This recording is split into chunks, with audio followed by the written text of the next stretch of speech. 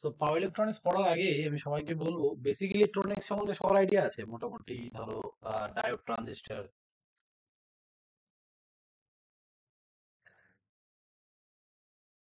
হ্যাঁ, বলো।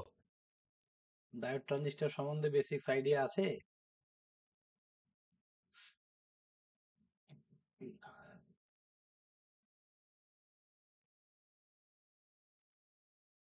এইটুক তো থাকতে হবে।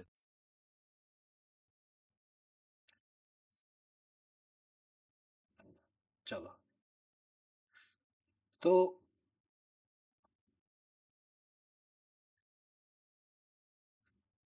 পাওয়ার ইলেকট্রনিক্স,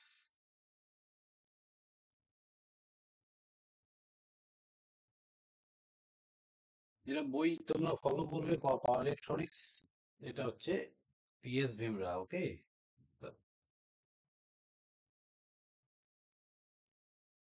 তোমাদের first class I think power electronics এর আজকে। পিএস ভীমরা, ঠিক আছে, খান্না পাবলিকেশন।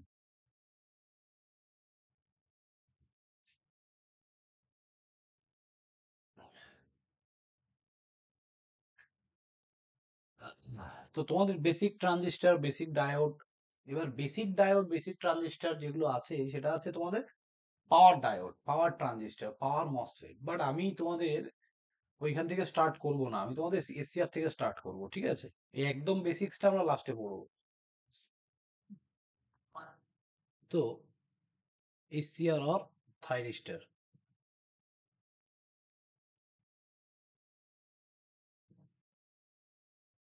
কারো কোনো আইডিয়া থাকলে একটু বলো।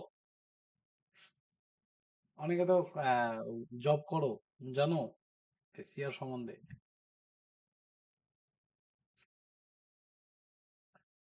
চলো দেখো,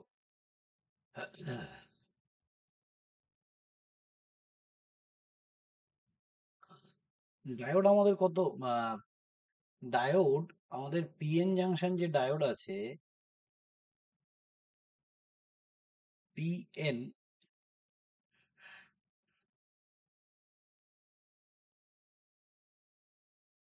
এটাকে আমরা বলছি ফরওয়ার্ড বায়াস কানেকশন। এবার এই ফরওয়ার্ড বায়াস কানেকশনের ডায়োডে কি হচ্ছে, এখানে এটা একটা পি টাইপ সেমিকন্ডাক্টর, এটা এম টাইপ সেমিকন্ডাক্টর। তো পি টাইপ সেমিকন্ডাক্টরের মেজরিটি চার্জ ক্যারিয়ার কি গো? What is the majority charge carrier of P type? Holes. Holes. And N type সেমিকন্ডাক্টরের মেজরিটি চার্জ ক্যারিয়ার হচ্ছে ইলেকট্রনস, তাই না? Electrons. হ্যাঁ, এইবার এই জায়গাটায় কি হয়, একটা ডিপ্লেশন লেয়ার তৈরি হয়। কিভাবে তৈরি হয় না হয় এত বেসিক্সে ঢুকলে কিন্তু সিলেবাস শেষ হবে না, ঠিক আছে? এগুলো কিসের পার্ট? এগুলো বেসিক্স এর পার্ট। আমি এক্সপেক্ট করব তোমরা ইলেকট্রনিক্সে পড়ে এসছো এগুলো। তোমাদের ছিল তো অ্যানালগ বা অ্যানালগ ইলেকট্রনিক্স ছিল তো? হ্যাঁ স্যার ছিল। হ্যাঁ স্যার ছিল। তো আমি এক্সপেক্ট করবো তোমরা পড়ে এসছো ওগুলো। তো এবার এই যে ডায়োড, ডায়োডের আমাদের এখানে কটা, একটা দুটো পি আর এন, দেন আমাদের আসলো ট্রানজিস্টর।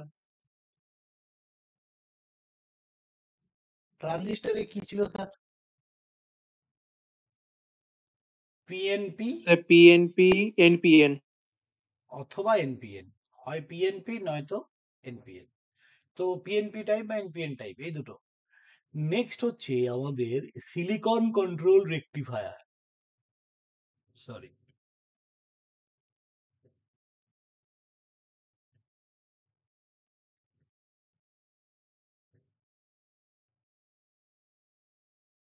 Silicon control rectifier. এটাকে আমরা কি বলছি স্যার? এসসিআর বা থাইরিস্টর। এই থাইরিস্টরের, এই থাইরিস্টর কি হয় দেখো, এরকম আমাদের চারটে পার্ট থাকে।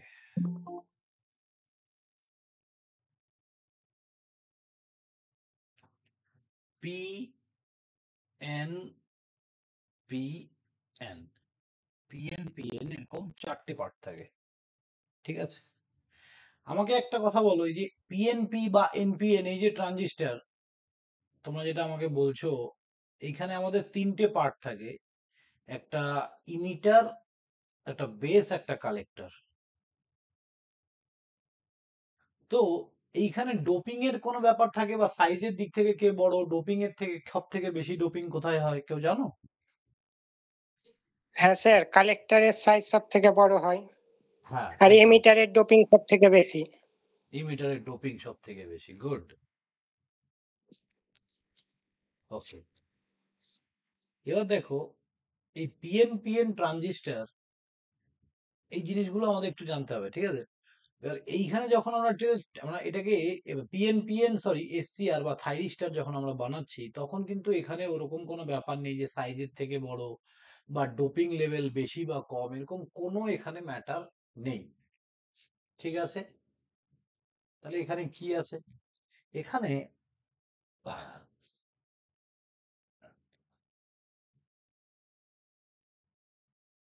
এটা আমাদের অ্যানোড টার্মিনাল, এটা আমাদের ক্যাথোড টার্মিনাল, আর এখানে একটা গেট টার্মিনাল আছে, এরকম গেট। এর সিম্বলিক রিপ্রেজেন্টেশন যদি আমরা দেখে থাকি, তাহলে অনেকটা ঠিক ডায়োডের মতনই। এটা আমাদের গেট, এটা অ্যানোড, এটা ক্যাথোড, শুধু ডায়োডের মতনই, শুধু এখানে একটা গেট টার্মিনাল আছে। এবার এই গেট টার্মিনালটা কি করে সেটা দেখার আগে আমরা ফার্স্ট যেটা স্টার্ট করব আজকের, সেটা হচ্ছে টার্ন অন প্রসেস অফ থাইরিস্টার। থাইরিস্টার কি করে টার্ন অন করব?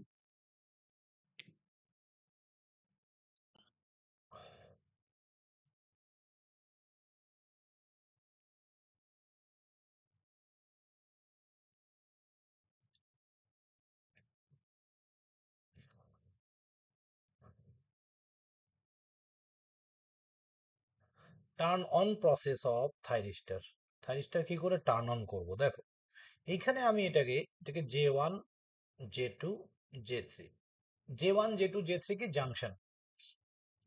তুমি যদি এইটাকে ফরওয়ার্ড বায়াসে কানেক্ট করতে চাও, তাহলে অ্যানোড টার্মিনালের সাথে আর ক্যাথোড টার্মিনালের সাথে ব্যাটারি কোন কোন টার্মিনাল কানেক্ট করতে হবে বলো তো?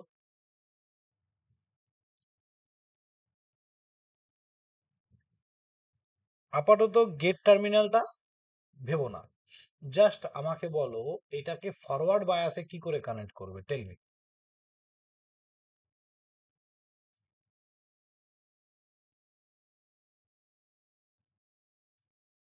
কি হবে? এই যে ডায়োডটা পি এর সঙ্গে পজিটিভ, এন এর সঙ্গে নেগেটিভ, ফরওয়ার্ড বায়াস, তাহলে কি হবে? অ্যানোডের সঙ্গে পজিটিভ আর কে এর সঙ্গে নেগেটিভ, তাহলেই তো হয়ে গেল ফরওয়ার্ড বায়াস। ঠিক আছে, তাহলে পি এর সঙ্গে পজিটিভ, এন এর সঙ্গে নেগেটিভ কানেক্ট করে দেবো, তাহলেই এটা আমাদের ফরওয়ার্ড বায়াস। তাহলে ফার্স্ট যে টার্ন অন প্রসেস, সেটাকে বলা হয় ফরওয়ার্ড ভোল্টেজ ট্রিগারিং। সেটাকে আমরা কি বলে থাকি? ফরওয়ার্ড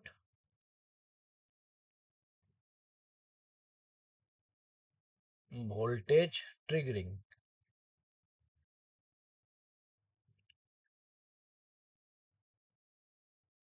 ওকে, তাহলে ফরওয়ার্ড ভোল্টেজ ট্রিগারিংটা কি স্যার? দেখো, আপাতত গেট টার্মিনালটা আমি আসছি না, পরে আসছি। যখন তুমি এটাকে ফরওয়ার্ড বায়াস রাখবে, আর এটা মানে তার মানে তুমি কিভাবে কানেক্ট করেছো, লাইক দ্যাট, এইভাবে কানেক্ট করেছো জিনিসটাকে, তাহলে এই J1 আর J2 জাংশন বা J3 জাংশন, এরা কে কোন বায়াসে আছে? J1 আর J3 কি বায়াসে আছে, ফরওয়ার্ড না রিভার্স? বলো। ফরওয়ার্ড বায়াস, তাই না? দেখো পি এর সঙ্গে যখনই তুমি পজিটিভ কানেক্ট করছো, মানে এইটা যদি ফরওয়ার্ড বায়াস, মানে আমাদের জাংশনটাও কি হবে? Forward bias. তাহলে J1 and J3 forward bias, আর J2 is reverse bias, J2 reverse বায়াসে আছে। এবার ঘটনাটা ঘটে কি, দেখো এই যে ডিপ্লেশন লেয়ারটা বা এই যে পোটেনশিয়াল ব্যারিয়ার, এটা খুব ইজিলি, খুব অল্প ভোল্টেজে এটা ভেঙে যাবে। কেন স্যার? ফরওয়ার্ড বায়াসে আছে তাই, তাই না? এবার ডায়োডের ফরওয়ার্ড বায়াসে কি করে এটা ব্রেক হয়, আই থিঙ্ক সবার কাছে ক্লিয়ার, তাই তো? জানো তো এটা? হ্যাঁ, বলো কি ছিল বা ঘটনাটা কি ঘটতো এই জায়গাটায়, কি করে এটা ক্লিয়ার হয়, মানে ইজিলি এটা ভাঙে কি করে, বলো।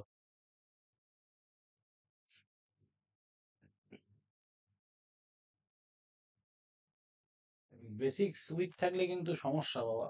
কারণ 5th সেমিস্টার এটা। পি এর মধ্যে কি থাকে? হোলস থাকে। ধরো এখানে কিছু এরকম হোলস আছে। Holes behaves like a positive charge. I think সবাই জানো এটা। হোলস কেমন বিহেভ করে?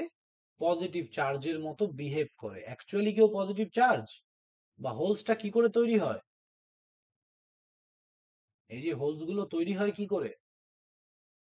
ভ্যাকেন্ট স্পেস, খালি হ্যাঁ, স্থান। যেখানে এটা একটা একটা ফাঁকা জায়গা যেখানে ইলেকট্রন বসতে পারে। ইলেকট্রনের বসার চেয়ার বলতে পারি আমরা। তাহলে ইলেকট্রন যখন বেরিয়ে চলে যায় তখনই হোলস তৈরি হয়। তাহলে this is a free space for holes, sorry free space for electron. তাহলে ইলেকট্রন কি করতে পারে? এখানে বসতে পারে। ইলেকট্রন এই জায়গাটায় বসতে পারে। এবার এটা P R N type semiconductor যখনই আমরা এইভাবে জুড়ে দেব উইথাউট এনি সাপ্লাই, কোনো সাপ্লাই দেওয়ার দরকার নেই, এটা পি টাইপ আর একটা এন টাইপ সেমিকন্ডাক্টরকে জাস্ট সারফেসটাকে টাচ করাবে, সঙ্গে সঙ্গে ইলেকট্রন গুলো হোলসের দিকে মুভ করতে শুরু করবে।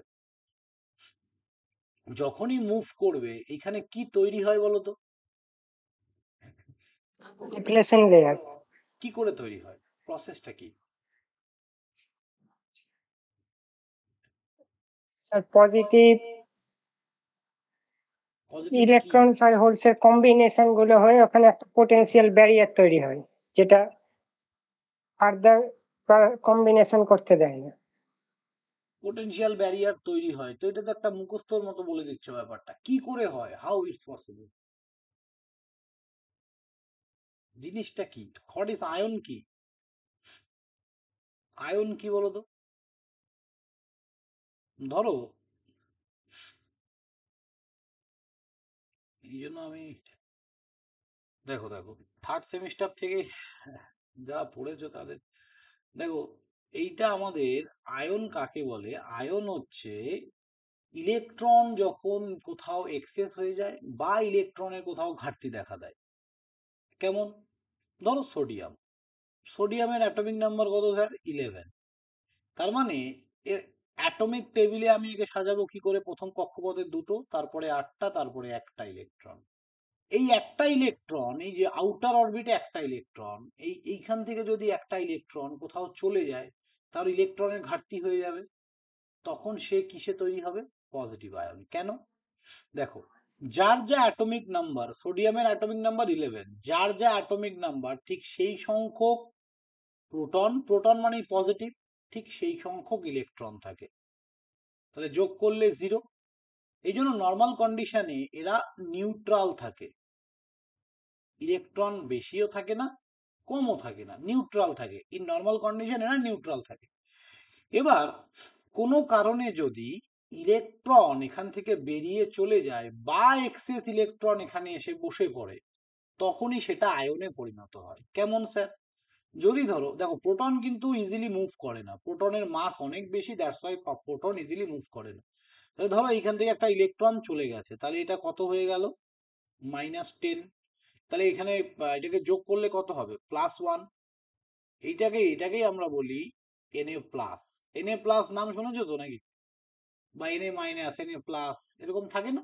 তো এইটা কিসে পরিণত হয়ে গেছে এখন? আচ্ছা এটা একটা পজিটিভ আয়নে পরিণত হয়েছে। Anion, cation, cation, anion. Anion means positive আয়ন্স, cation means negative আয়ন্স।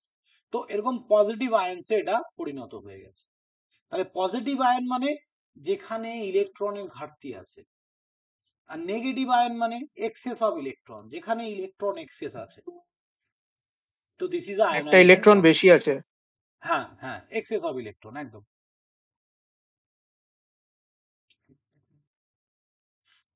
এবার যখন আমরা এন টাইপ বা পি টাইপ সেমিকন্ডাক্টর তৈরি করি, তখন কি করে তৈরি করি ব্যাপারটাকে? পি টাইপ সেমিকন্ডাক্টরকে ডোপিং করে তৈরি করি। কি ডোপিং করি? এন টাইপ হচ্ছে পেন্টাভ্যালেন্ট অ্যাটম দিয়ে তৈরি করি, আর পি টাইপ হচ্ছে ট্রাইভ্যালেন্ট অ্যাটম দিয়ে ডোপিং করি। ট্রাইভ্যালেন্ট অ্যাটম দিয়ে, গুড। তাহলে ট্রাইভ্যালেন্ট মানে আমি সিলিকনের সাথে আর কি মেশাবো বলো?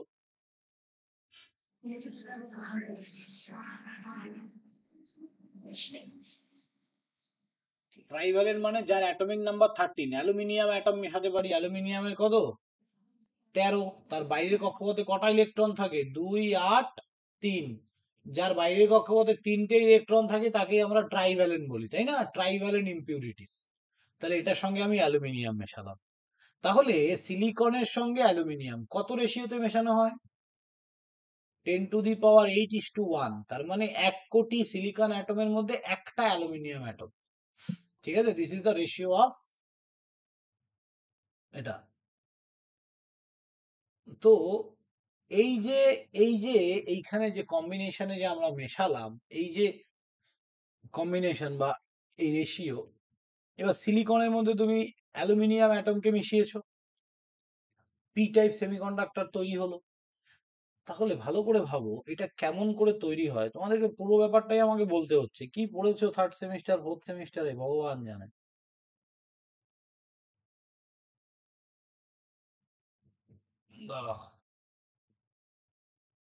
ক্রিস্টাল স্ট্রাকচার কি জিনিস জানো? এটা অ্যালুমিনিয়ামের 3টে ইলেকট্রন, এক্সেস ইলেকট্রন। এই একটা অ্যালুমিনিয়ামের মধ্যে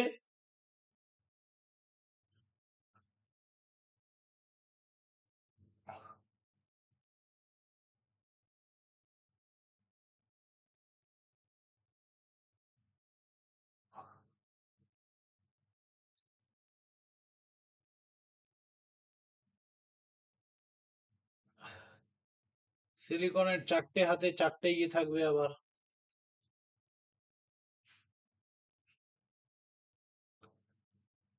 এইখানে একটা ঘাটতি আছে, মানে এটা হোলস, ঠিক আছে?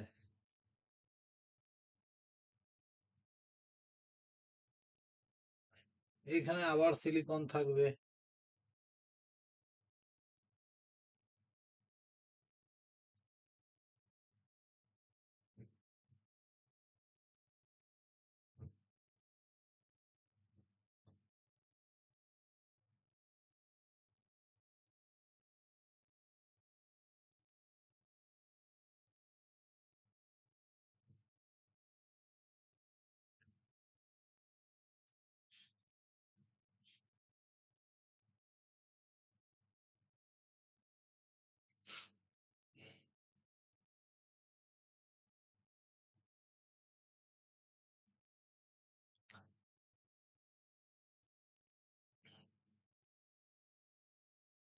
এটা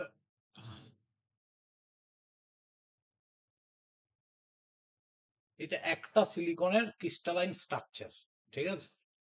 এই অ্যালুমিনিয়ামের এটা হচ্ছে এক্সট্রা, এখানে কি ইলেকট্রন থাকতে পারে, মানে একটা ফ্রি হোলস আছে। এবার এই যে ফ্রি হোলস, এই হোলসটা কি করে, ইলেকট্রনকে অ্যাট্রাক্ট করতে পারে, যে কোনো একটা ইলেকট্রনকে অ্যাট্রাক্ট করতে পারে ইনিশিয়াল। তাহলে নিয়ারেস্ট যে ইলেকট্রন তাকে অ্যাট্রাক্ট করতে পারে, এখানকার একটা ইলেকট্রনকেও অ্যাট্রাক্ট করতে পারে, বা এইখানকার একটা ইলেকট্রনকে অ্যাট্রাক্ট করতে পারে, যাকে ইচ্ছা। হোলসের টেন্ডেন্সি কি, holes behaves like a positive charge, not a positive charge, positive চার্জের মতো বিহেভস করে, বিহেভিয়ারটা পজিটিভ চার্জের মতো। এবার দেখো, এবার যখনই তুমি ইম্পিউরিটি মেশালে, মানে সিলিকনের মধ্যে অ্যালুমিনিয়ামকে মেশালে, মানে একটা ভেজাল মেশালে, তখন এইখানে আয়নটা কি করে ফর্ম হয় সেটা ভালো করে বোঝো। তাহলে এরকম ধরো 1 কোটি সিলিকন অ্যাটমের মধ্যে একটা সিলিকন, এরকম 100 কোটি সিলিকন অ্যাটমের মধ্যে 100 খানা অ্যালুমিনিয়াম অ্যাটম আছে, মানে 100 খানা এক্সেস হোলস তুমি দেখতে পাচ্ছ। এই যে হোলস গুলো, তাহলে তুমি দেখতে পাচ্ছ 100 খানা হোলস ফাঁকা পড়ে আছে। তাহলে 100 খানা হোলস ফাঁকা পড়ে আছে, মানে এখন কি এই সিস্টেমটা আনস্টেবল না স্টেবল, নিউট্রাল আছে কিনা? এই যে এখানে যে ব্যাপারটা জিরো হলো, এটা নিউট্রাল আছে কিনা দেখো। সিলিকনের অ্যাটমিক নাম্বার 14, এর অ্যাটমিক নাম্বার 13। তাহলে এইখানে আমাদের পজিটিভ 14, নেগেটিভ 14, এইখানে আমাদের পজিটিভ 13, নেগেটিভ 13, যোগ করলে 0। তার মানে কোনো কিছু ইম্পিউরিটি মেশানোর পরেও হয়তো তার ভেতরে হোলস বা ইলেকট্রনস তৈরি হয়, বা total number of electron and total number of proton সমান হওয়ার জন্য কি হচ্ছে দেখো না, 14 আর 13 27, আবার -14 -13 27, আলটিমেট কি total number of proton and total number of electron কিন্তু সেম আছে, দ্যাটস ওয়াই এটা নিউট্রাল আছে। তার মানে ভেতরে কোনো রকম কোনো ইলেকট্রন ফ্লো হলেও সেটা কারেন্ট ফ্লো করছে না বা তার পার্টিকুলার কোনো ডাইরেকশন নেই, ঠিক আছে। তো এইবার অ্যাটম থেকে আয়নে পরিণত হওয়ার জন্য হয় এক্সেস অফ ইলেকট্রন লাগবে, নয়তো ইলেকট্রনের ঘাটতি হতে হবে।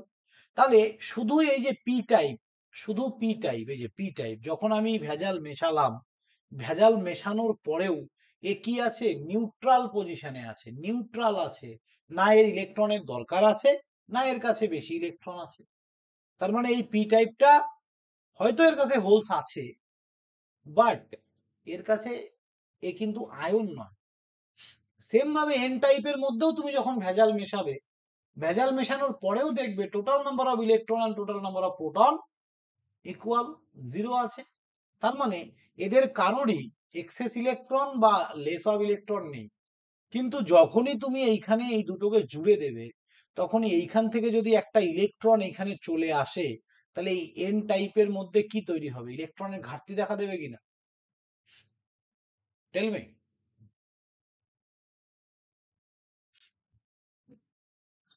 বলো গো,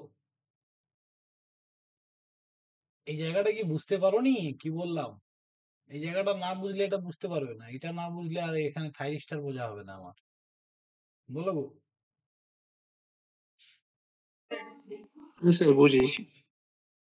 হ্যাঁ, এই যে এন টাইপ, এখানে এক্সেস ইলেকট্রন কি করে হচ্ছে, এখানে তুমি যদি অ্যালুমিনিয়ামের জায়গায়, এখানে অ্যালুমিনিয়ামের জায়গায় তুমি ধরো ফসফরাস মিশিয়ে দিলে, মানে পেন্টাভ্যালেন্ট, যার বাইরের কক্ষপথে 5, 15 এর অ্যাটমিক নাম্বার, তাহলে কি হবে, এইখানে এখানে 4টে ইলেকট্রন 4টে বন্ডে আছে, এক্সেস একটা ইলেকট্রন আছে, এই ইলেকট্রন এখান থেকে এখানে মুভ করছে, এখান থেকে এখানে। কিন্তু এই ইলেকট্রনের জন্য এটা কোনোদিনই, এই এক্সেস অফ ইলেকট্রনের জন্য এটা কিন্তু আয়নে পরিণত হচ্ছে না। কেন কি, যখন তুমি ফসফরাসকে মেশাচ্ছ, ফসফরাসের এই 14 সঙ্গে 15কে যদি যোগ করো, আবার সেই 14 আর 15 29, -29 প্লাস 29, আলটিমেট 0 হয়ে যাচ্ছে, 29 তো আলটিমেট নিউট্রাল। তো যখনই তুমি একটা এন টাইপ আর পি টাইপকে এভাবে কানেক্ট করছো, তখনই এইখান থেকে ইলেকট্রন এখানে যাচ্ছে, তার মানে এইখানে এক্সেস অফ ইলেকট্রন, তার মানে এই রোটা মুছে গিয়ে কি তৈরি হবে এখানে স্যার, যদি ইলেকট্রন বেড়ে যায়, এই যে ইলেকট্রন কমে গেলে পজিটিভ আর ইলেকট্রন বেড়ে গেলে এইখানে নেগেটিভ আয়নে পরিণত হবে এইটা পুরোটা, আর এটা পজিটিভ আয়নে। এই যে পোটেনশিয়াল ব্যারিয়ার বলি না, এই ব্যারিয়ারটা অ্যাকচুয়ালি এই নেগেটিভ আয়ন আর পজিটিভ আয়ন দিয়ে তৈরি হয়, এখানে একটা পোটেনশিয়াল ব্যারিয়ার তৈরি হবে। এই যে পোটেনশিয়াল ব্যারিয়ার, ফার্স্ট স্টেপে যে পোটেনশিয়াল ব্যারিয়ার তৈরি হয়, এটাকে এই ইলেকট্রন গুলো আর ভেঙে এইদিকে যেতে পারে না, without any force, without any force electron গুলো এই দিক থেকে এইদিকে যেতে পারে না। তারপরেই আমরা কি করি, পি এর সঙ্গে পজিটিভ আর এন এর সঙ্গে নেগেটিভ ব্যাটারিতে ভোল্টেজটাকে আপ করাই, তারপর এগুলো কন্ডাকশন হয়। কিভাবে দেখো ভালো করে, ব্যাটারির এটা নেগেটিভ এটা পজিটিভ, ফরওয়ার্ড বায়াসে আছে, positive behaves like a, sorry মানে holes behaves like a positive charge, electron behaves like a negative charge, actually electron negative charge, behaves like না, সরি ভুল বললাম, ইলেকট্রন নেগেটিভ চার্জ। তাহলে এইটাও আমাদের নেগেটিভ, এটাও নেগেটিভ, দুটো নেগেটিভ পরস্পরকে কি করবে, বিকর্ষণ করবে, রিপেল করবে, আকর্ষণ তো করবে না। তাহলে এ এই ইলেকট্রন গুলোকে এইদিকে ঠেলছে, এই পজিটিভ চার্জ আর হোলসও behaves like a positive charge, সম আধান পরস্পরকে আবার বিকর্ষণ, তাহলে এ এই দিক থেকে একে ঠেলছে। তাহলে দুই দিক থেকে দুইজন যখন দুদিক থেকে ঠেলবে, তখন এই ডিপ্লেশন লেয়ারটা একটা সময় পরে ব্রেক হয়ে যাবে। সিলিকনের জন্য 0.7 ভোল্টেই এই ডিপ্লেশন লেয়ারটা ব্রেক হয়ে যায়। কি ব্যাপারটা বোঝা গেল, কি করে একটা ডায়োড ফরওয়ার্ড বায়াসে কাজ করে? হ্যাঁ স্যার, বোঝা গেছে। ওকে, তাহলে সেম ভাবে স্যার একটা কোশ্চেন আছে। বলো, বলো গো। ভাবলাম সেই সময় ফরওয়ার্ড বায়াসে কাজ করলো।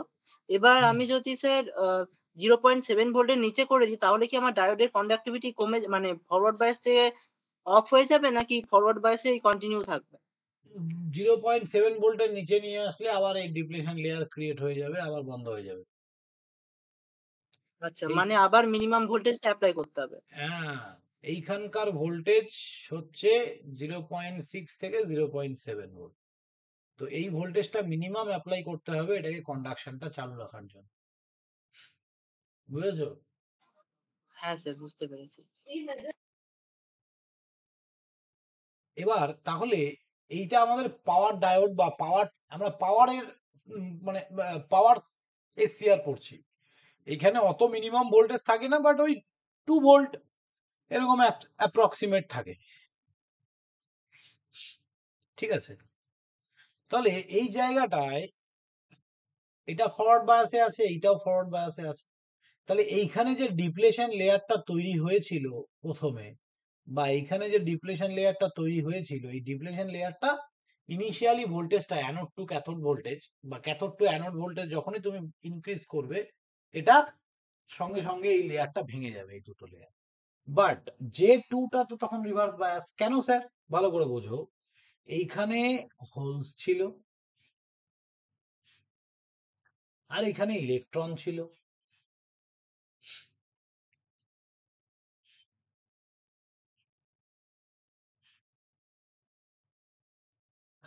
তাহলে এইখানকার ইলেকট্রন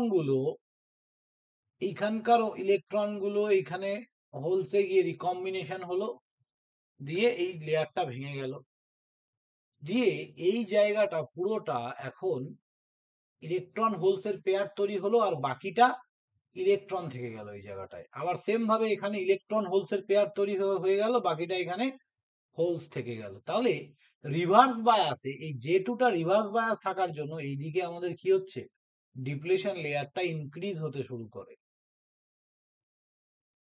ডিপ্লেশন লেয়ারটা বাড়তে শুরু করে। রিভার্স বায়াসে ডিপ্লেশন লেয়ার ইনক্রিজ হতে শুরু করে। এবার এই ইনক্রিজ হতে হতে তুমি তাহলে যত ভোল্টেজ বাড়াবে তত রিভার্স বায়াসে ডিপ্লেশন লেয়ারটা ইনক্রিজ হবে। এবার ইনক্রিজ হতে হতে একটা সময় গিয়ে এই রিভার্স বায়াসটার জন্য পুরোটা যখন ঘুরে যাবে ডিপ্লেশন লেয়ার, তারপর অ্যাট এ টাইম এটা ভেঙে গিয়ে এখান থেকে অনেক স্পিডে anode to cathode current flow করবে। তাহলে এই রিভার্স বায়াসের জন্য, যে টুটা রিভার্স বায়াসে থাকার জন্য অ্যানোড থেকে ক্যাথোডে কারেন্ট ফ্লো করার জন্য আমাদের অনেক বেশি ভোল্টেজের দরকার। Yes or no? বলো গো। যেটা রিভার্স বায়াসে আছে ওটা কেমন ভাবে বুঝতে পারছেন? ওটা হ্যাঁ বুঝতে হ্যাঁ, পারছি না বুঝলাম না স্যার, কি বললে? যেটুটা কিভাবে রিভার্স বায়াসে আছে? যে টুটা কিভাবে রিভার্স বায়াসে আছে, দেখো, যখন এটা ইলেকট্রন হোলসের পেয়ারটা ভেঙে গেল, এই জায়গাটা ভেঙে গেল, তাহলে এই পুরো পোর্শনটা তখন কিসে পরিণত হলো? এইটা নেই তোমার কাছে, এটা নেই, কিসে পরিণত হলো? তখন এটা এনে পরিণত হলো, এটা পি তে পরিণত হলো না? তাই তো নাকি? হ্যাঁ, তৈরি হলো। হ্যাঁ, এবার তোমার এইখানে কি কানেকশন দেয়া আছে? Positive negative. তাহলে after breaking the J1 J3, এই পজিটিভ এটা নেগেটিভ, এই পজিটিভের সঙ্গে এন আর নেগেটিভের সঙ্গে পি, তাহলে রিভার্স বায়াসই হবে, তাই না? কি বুঝতে পেরেছো? হ্যাঁ স্যার, বুঝতে পেরেছি। হ্যাঁ, যখন তোমার J1 J3 ব্রেক হয়ে যাবে, তারপরে এটা রিভার্স বায়াসে চলে আসবে। আর রিভার্স বায়াসে যখনই আসবে ডিপ্লেশন লেয়ার ইনক্রিজ হয়। জানো তো রিভার্স বায়াসে কি করে ডিপ্লেশন লেয়ার বাড়ে, মানে ইনক্রিজ কি করে হয়? হ্যাঁ স্যার, জানি। হ্যাঁ, তো এই হচ্ছে ব্যাপার, আমাদের এইখানে রিভার্স বায়াসটা বাড়তে থাকবে। এবার এই রিভার্স বায়াসটা বাড়তে বাড়তে বাড়তে বাড়তে যত ভোল্টেজ বাড়াবে তত বাড়বে, বাড়তে বাড়তে পুরোটা ভরে গিয়ে দেন তারপরে ব্রেকডাউনটা হবে। তো এই জন্য আমাকে ফরওয়ার্ডে অনেক বেশি ভোল্টেজ অ্যাপ্লাই করতে হয়। এবার এই প্রবলেমটাকে সলভ করার জন্য এইখানে আমাদের কি দেয়া হলো, গেট সিগন্যাল। বা গেট পালস। গেট পালস কি করছে তার আগে বলি, তাহলে তোমাদের যখন ফরওয়ার্ড ভোল্টেজ ট্রিগারিং দেবে, এই যে গল্পটা, এই গল্পটা কিন্তু লিখতে হবে। কি গল্প? ইনিশিয়ালি আমাদের, আমি তোমাদের একটা নোটস দিয়ে দেবো, ঠিক আছে? এখান থেকে এটা লিখাতে গেলে অনেকটা বড় তো, সময় লাগবে বেশি। তাহলে ইনিশিয়ালি আমি গল্পটা আরেকবার বলে দিচ্ছি। যখন ফরওয়ার্ড ভোল্টেজ ট্রিগারিং মানে without any gate pulse anode থেকে ক্যাথোডে আমরা কি করে কারেন্ট ফ্লো করি, তাহলে গল্পটা এটাই। ইনিশিয়ালি আমরা এটাকে ফরওয়ার্ড ভোল্টেজে কানেক্ট করবো এবং ভোল্টেজটাকে আপ করবো। ভোল্টেজটাকে আপ করলে J1 J3 ফরওয়ার্ড বায়াসে থাকার জন্য ইজিলি এটা ব্রেক হয়ে যাবে। তাহলে after breaking the J1 J3, J2 are in reverse bias. Due to the J2 reverse বায়াসে J2 থাকার জন্য এই ডিপ্লেশন লেয়ারটা ইনক্রিজ হবে, এবং যত আমরা ভোল্টেজ বাড়াবো রিভার্স বায়াসটা তত ইনক্রিজ হতে থাকবে। একটা সময় গিয়ে এই J2টা, সেটা ব্রেকডাউন হবে। হ্যাঁ, একটা সময় গিয়ে J2টা কি হবে, পুরোটাতে ভরে গিয়ে ব্রেকডাউন হবে। আর যখন এখানে আমাদের ব্রেকডাউনটা হবে তখনই কিন্তু অ্যানোড থেকে ক্যাথোডে কারেন্ট ফ্লো হবে। তখনই কিন্তু আমাদের অ্যানোড থেকে ক্যাথোডে কারেন্ট ফ্লো হবে। বাস এইটুকুই, সিম্পল জিনিস।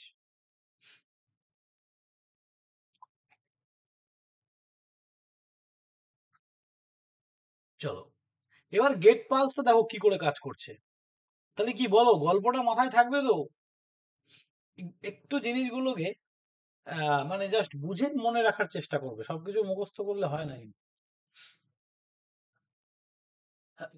দেখো এবার তোমাদের কি মনে হয়, এই যে জাংশনটা, এই জাংশনটাকে কোনোভাবে যদি আমরা ফরওয়ার্ড বায়াসে নিয়ে আসতে পারি তাহলে অনেক কম ভোল্টেজে এটা ব্রেকডাউন হবে কিনা? হ্যাঁ স্যার। তাহলে ওই এক্সেস অফ ভোল্টেজটা কি লাগবে? যে এক্সেস ভোল্টেজটা এখানে রিভার্স বায়াস লাগবে না। এবার এটাকে আমি রিভার্স বায়াসে থেকে ফরওয়ার্ড বায়াসে কি করে নিয়ে যাব, দেখো এই গেটে আমরা একটা পজিটিভ পালস দেই, পজিটিভ ভোল্টেজ বা পজিটিভ পালস বলা হয় অ্যাকচুয়ালি। এই পজিটিভ পালস যখন গেটে তুমি দেবে, পি তে পজিটিভ, দ্যাট মিনস এই জাংশনটা কিসে পরিণত হয়ে যাবে? ফরওয়ার্ড বায়াসে। ঠিক আছে? তাহলে এই গেট পালসটা আমরা কি দিয়ে থাকি? পজিটিভ পালস দিয়ে থাকি। ঠিক আছে? পজিটিভ পালস বা পজিটিভ ভোল্টেজ, এগুলো যখনই গেটে আমরা একটা পজিটিভ ভোল্টেজ অ্যাপ্লাই করি এটা ফরওয়ার্ড বায়াসে চলে যায় এবং খুব তাড়াতাড়ি এখানে এটা ব্রেকডাউন হয়ে যায়। তাহলে এইটাই কিন্তু গেটের কাজ। This is a gate triggering. Okay, এবার আমি এদের ভিআই ক্যারেক্টারিস্টিক্সটা দেখব।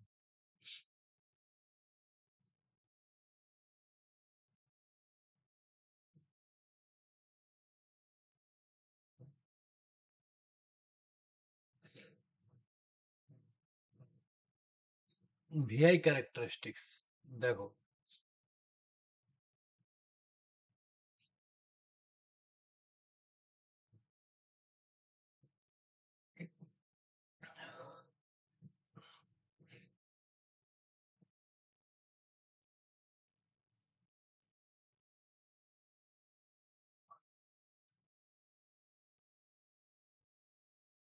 কি চলে আসে না।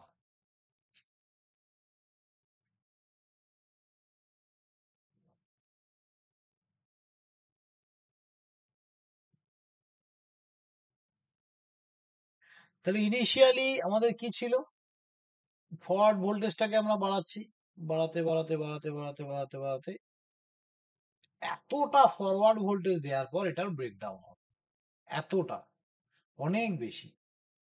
তাহলে এবার ব্রেকডাউন হওয়ার পর এইখান থেকে কারেন্টটা আসার কথা, বাট আমরা একটা কি মিক্স আপ একটা গ্রাফ তৈরি করছি এখানে, মিক্স আপ গ্রাফ।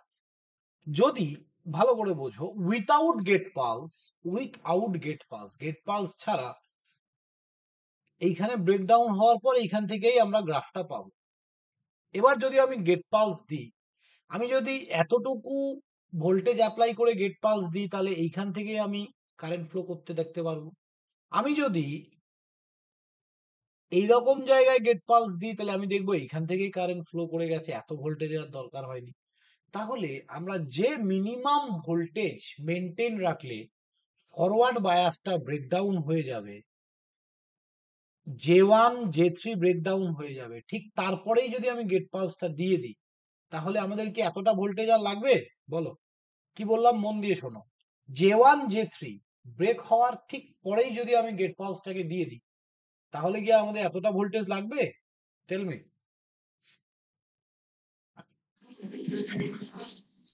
স্যার না স্যার, স্যার লাগবে গেট না। পালস পজিটিভই কেন দেয়, নেগেটিভ দিলে কি হবে? আরে বাবা রে, এইখানে পি আছে, গেটটা কোথায় কানেক্টেড আছে? পি তে। পজিটিভ দিলে তবেই তো এটা ফরওয়ার্ডে যাবে। এটা ডায়োড পি তে পজিটিভ, এন তে নেগেটিভ, তবেই এটা কি হয়? Forward bias. বুঝেছো? উল্টো হ্যাঁ করে দিলে বুঝেছি স্যার। নেগেটিভ, তার মানে পি তে পজিটিভই দিতে হবে, পি তে নেগেটিভ দিয়ে দিলে ব্যাস আবার হোলস আর ইলেকট্রনের রিকম্বিনেশন হবে, দিয়ে আবার ফরওয়ার্ড বা রিভার্স বায়াসে চলে যাবে। বুঝেছো এবার? হ্যাঁ স্যার বুঝেছি। ওকে, তাহলে আমাকে এতটা ভোল্টেজ দেওয়ার দরকার নেই। আমি কি করব, এই রকম একটা জায়গায় যদি গেট পালসটাকে দিয়ে দিই, তাহলেই হয়ে গেল। এরকম একটা জায়গায় গেট পালস দিয়ে দিলাম জাস্ট, তাহলেই হয়ে গেল। তাহলে এইটাই হচ্ছে actually the characteristics, forward characteristics curve of কি এসসিআর। তাহলে এই যে ভোল্টেজটা এটাকে বলা হয় ভিবিও। ভিবিও মানে ফরওয়ার্ড ব্রেক ওভার ভোল্টেজ।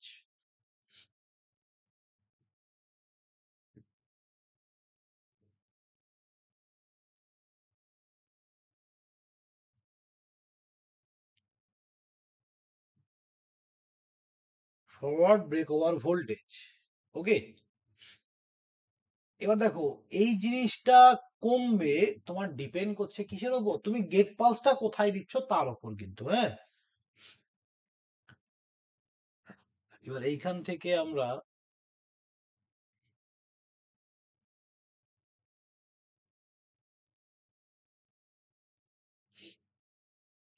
এক ধরনের কার্ভ পেয়ে থাকি। এখানে দুটো কারেন্ট পাওয়া যায়, এই শেষ পয়েন্টে আর এই পয়েন্টে, মিডিলে না। এইটাকে আমরা বলে থাকি ল্যাচিং কারেন্ট,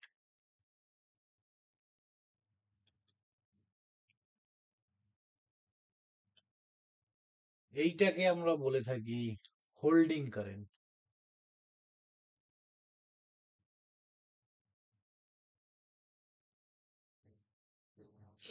ওকে, এটাকে ল্যাচিং, এটা হোল্ডিং। আর রিভার্স বায়াসে, এটাকে যদি আমরা রিভার্স বায়াসে কানেক্ট করি, তাহলে যেরকম ডায়োডে কার্ভ পাই সেম টু সেম রিভার্স বায়াসে, কারণ এখানে তো নেগেটিভ পালস দেওয়া হয় না, পজিটিভ। গেট পালস দিলেও কোনো কাজ হবে না।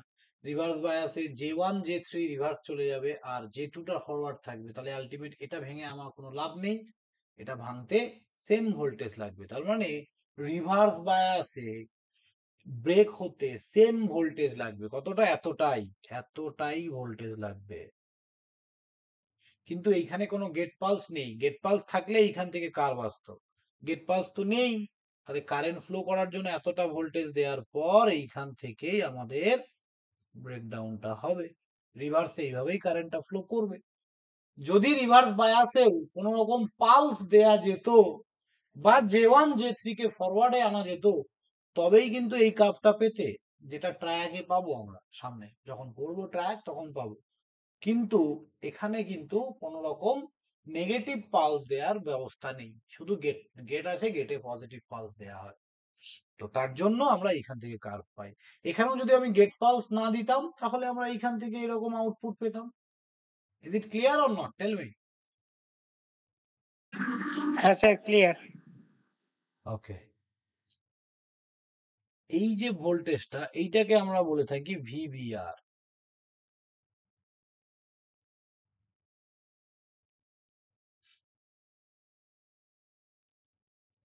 Reverse breakdown voltage.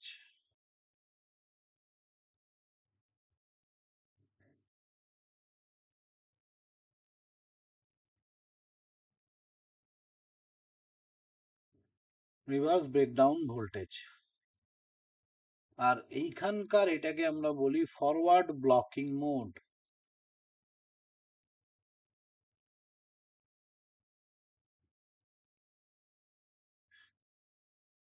এই যে এই জায়গাটাকে, এইটা লিকেজ কারেন্ট, সবাই জানো ডায়োডেও লিকেজ কারেন্ট ছিল, তো এইটা হচ্ছে ফরওয়ার্ড লিকেজ কারেন্ট।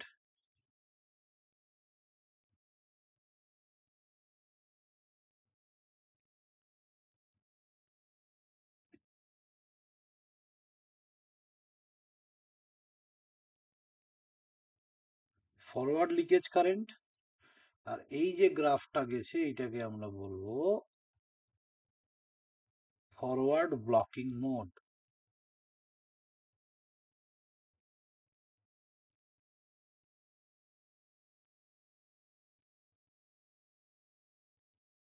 এটাকে আমরা বলি ফরওয়ার্ড ব্লকিং মোড। ওকে, আর এইটা হচ্ছে আমাদের ফরওয়ার্ড কন্ডাকশন মোড।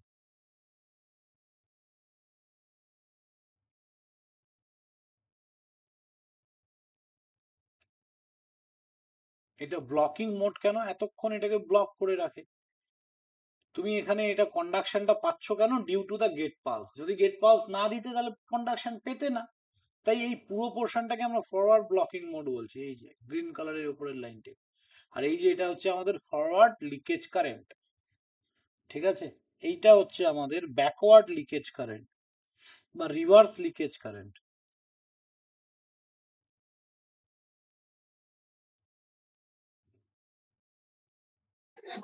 স্যার বলো। বলছি রিভার্সের ক্ষেত্রেও রিভার্স ব্লকিং মোডও হবে এখানে? হ্যাঁ, রিভার্স ব্লকিং মোড এই যে এটা পুরোটাই। আচ্ছা, হ্যাঁ, গেট তো অ্যাপ্লাই করিনি ওখানে। হ্যাঁ, একদম। এই যে ব্লু কালারের যে লাইনটা দেখতে পাচ্ছ এইটুকু পর্যন্ত, এটা হচ্ছে রিভার্স ব্লকিং মোড।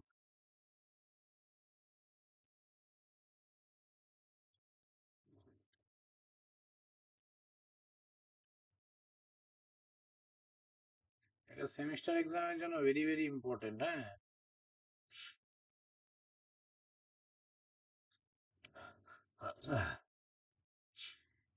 তো এই হচ্ছে ব্যাপার, বাকি তো সবই লিখেছো।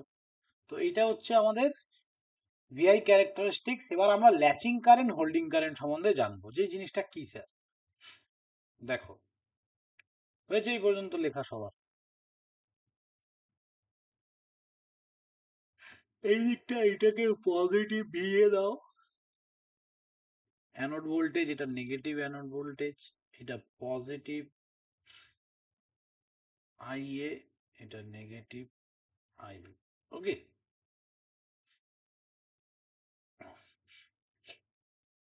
এইখানে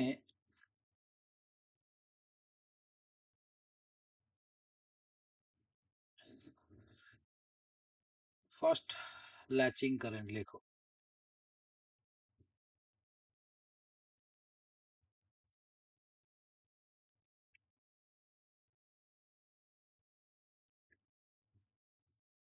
What is latching current? Latching current may be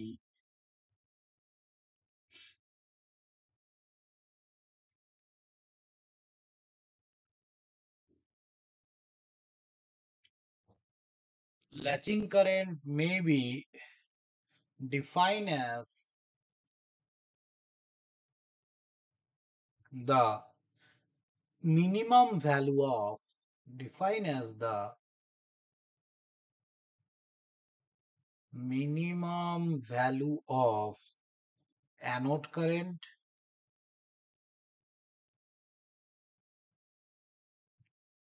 current which it must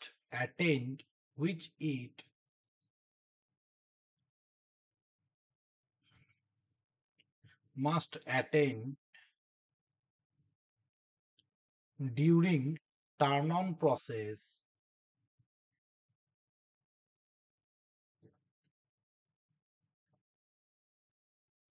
to maintain conduction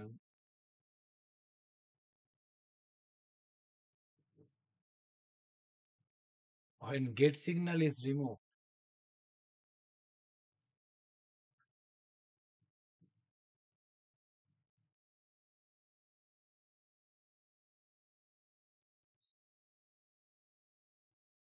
ওকে, তাহলে what is latching current? Latching current may be defined as the minimum value of anode current. এটা anode current এর সেই minimum value যেখানে which it must attain during turn on process to maintain the conduction when gate signal is removed. তার মানে কি? minimum value of anode current, তার মানে আমি যদি একবার গেট পালস দেওয়ার পর, এই গেট পালস একবার দেওয়ার পর এখান থেকে অ্যানোড টু ক্যাথোডে কারেন্ট ফ্লো হওয়া শুরু হয়ে গেল। এবার আমি গেট পালসটা সরিয়ে নিলাম, যে মিনিমাম কারেন্টটা মেনটেন রাখতে হবে অ্যানোড টু ক্যাথোড। দেখো, the latching current may be define as the minimum value of anode current, মানে অ্যানোড থেকে ক্যাথোডে যে কারেন্টটা ফ্লো হচ্ছে, যে মিনিমাম ভ্যালুটা which it must attain during turn on process to maintain conduction when gate signal is removed. Gate signal remove করার পরেও যে মিনিমাম কারেন্ট অ্যানোড টু ক্যাথোডে আমরা মেনটেন রাখবো, যার জন্য থাইরিস্টরটা অন থাকবে, সেটাই হচ্ছে আমাদের ল্যাচিং কারেন্ট। মানে এতটুকু কারেন্ট আমাকে মেনটেন রাখতে হবে, যাতে কিনা যখন তুমি গেট সিগন্যালটা সরিয়ে দেবে তখনও যাতে থাইরিস্টরটা টার্ন অন থাকে। তার মানে সেই মিনিমাম কারেন্ট, যে মিনিমাম কারেন্টে থাইরিস্টর টার্ন অন থাকবে without any gate signal, this is called latching current. ঠিক বোঝা গেছে তো ব্যাপারটা? আর হচ্ছে holding current.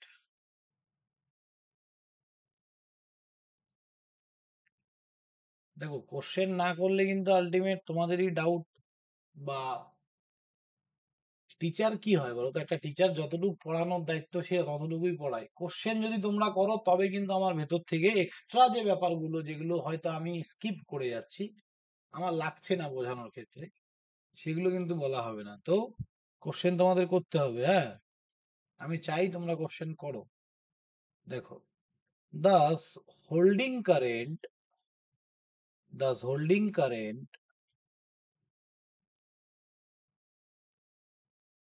may be defined as the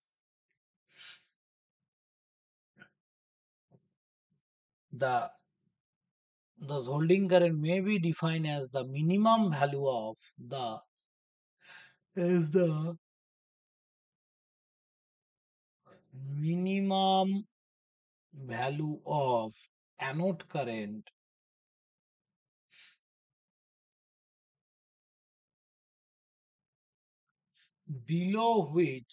anode current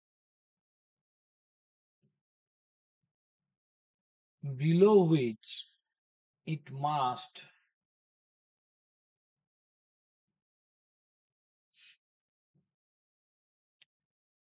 fall for turning off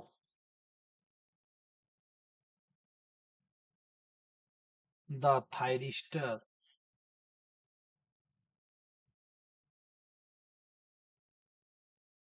Okay, thus holding current may be defined as the minimum value of anode current below which it must fall for turning off the thyristor.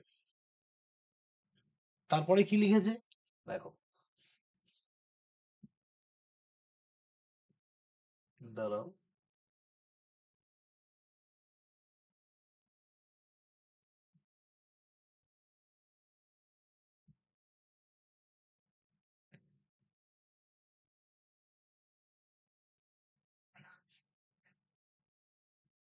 কি বলা যায়, latching current is higher than the holding current, সেটা আমরা দেখতেই পাচ্ছি।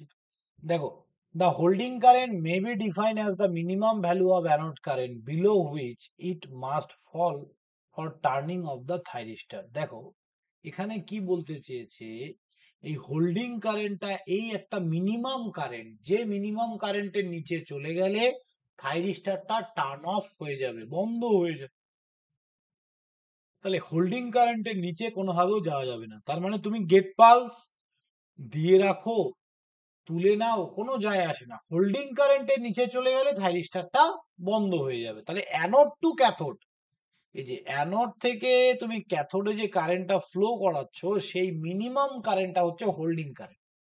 তাতে gate pulse যদি তুমি দিয়েও রাখো, তাও যদি তুমি হোল্ডিং কারেন্টের নিচে নিয়ে চলে যাও কারেন্ট ফ্লোটাকে, তাহলেও থাইরিস্টার বন্ধ হয়ে যাবে।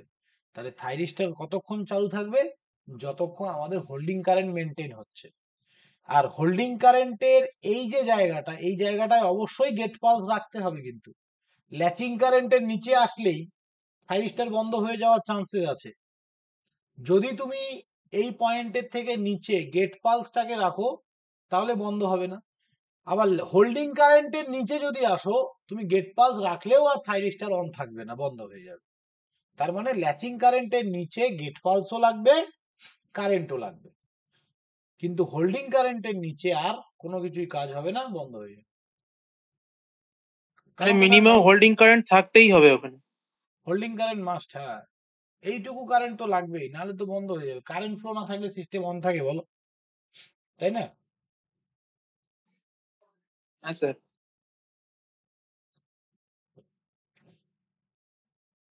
ওকে, তাহলে থাইরিস্টারের ভিআই ক্যারেক্টারিস্টিক্স বুঝতে পারলে, থাইরিস্টার কি করে টার্ন অন হয় বুঝতে পারলে। দুটো প্রসেস, একটা কি normal anode to cathode voltage, আর একটা গেট ট্রিগারিং। নেক্সট এবার আমাদের থাইরিস্টার টার্ন অন প্রসেসের 3 নম্বর, প্রথম দুটো বা তিনটে আমি তোমাদেরকে নোটস দিয়ে দেবো। এবার হচ্ছে ডিভিডিটি ট্রিগারিং। ডিভিডিটি ট্রিগারিং। ডিভিডিটি ট্রিগারিং মানে কি স্যার? দেখো, এই যে থাইরিস্টার, ক্যাপাসিটর কি করে ফর্ম করে গো? Any idea about capacitor?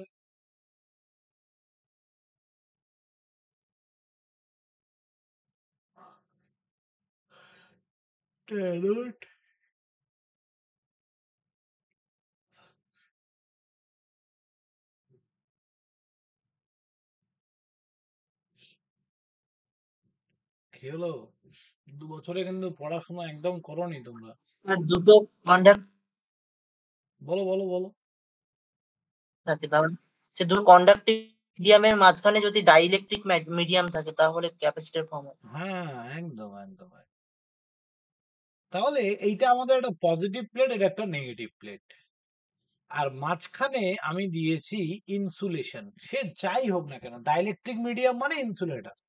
সেটা তোমার এয়ার মিডিয়াম হতে পারে, ওয়াটার মিডিয়াম হতে পারে, ওয়াটার হবে না সরি, যে কোনো ইনসুলেটিং অয়েল হতে পারে, তারপরে কাঁচ হতে পারে, রাবার হতে পারে, হোয়াট এভার দা ইনসুলেশন। তাহলে এইখানে আমাদের কি থাকবে? Insulation or dielectric material.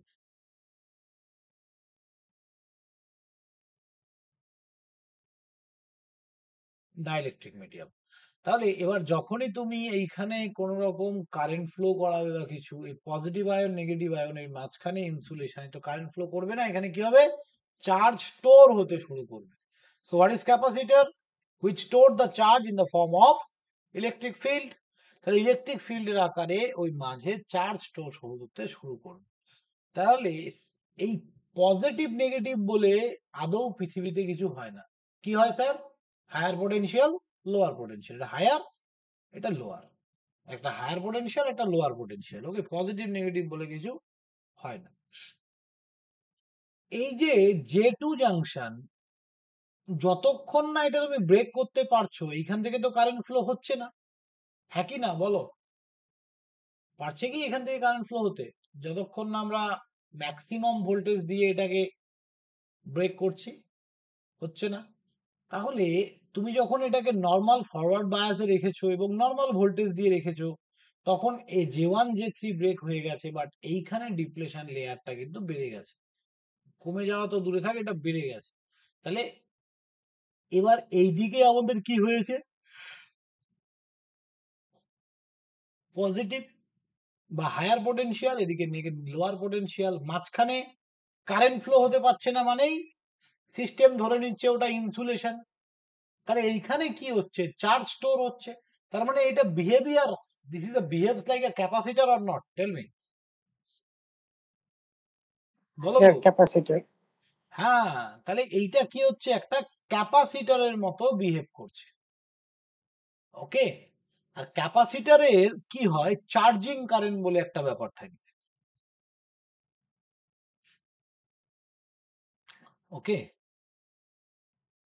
এই চার্জিং কারেন্ট, এই ক্যাপাসিটর কারেন্ট আইসি, এটাকে আমরা বলি চার্জিং কারেন্ট। এই আইসি হয় হচ্ছে D Q by DT. IC কি হয়, D Q by DT. Q equals to কি স্যার, সি ইন্টু ভি।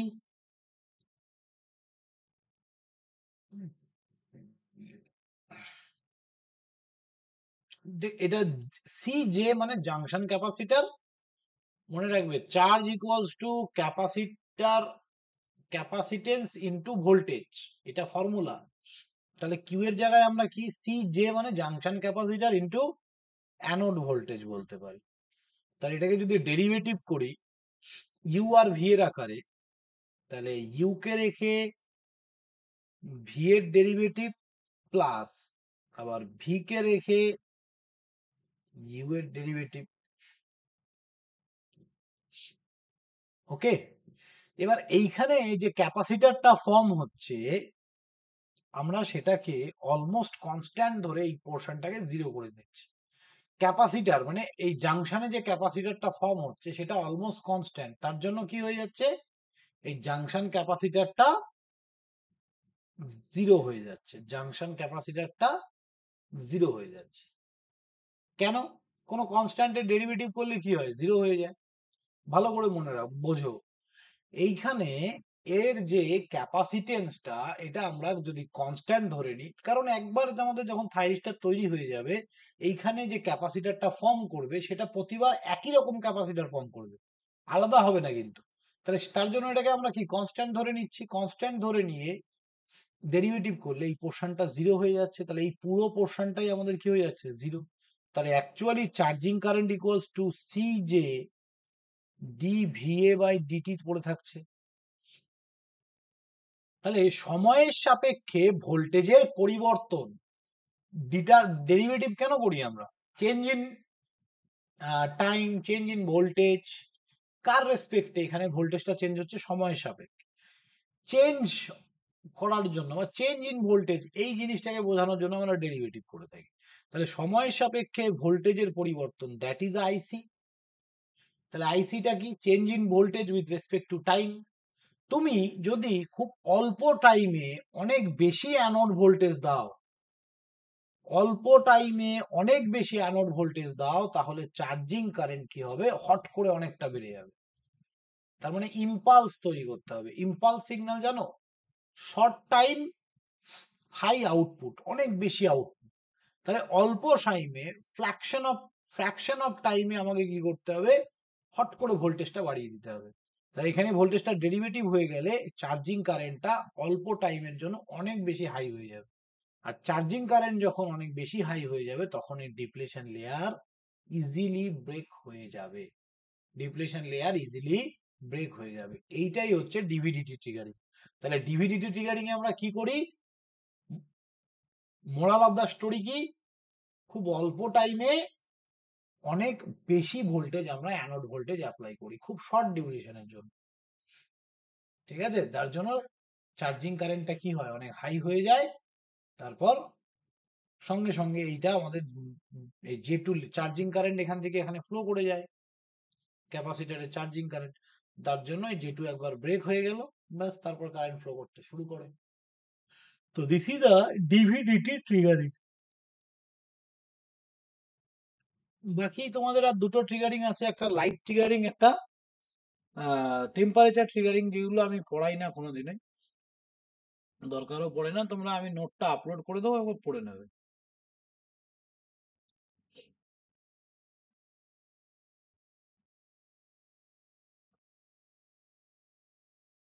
একটা টেম্পারেচার ট্রিগারিং আর একটা লাইট ট্রিগারিং।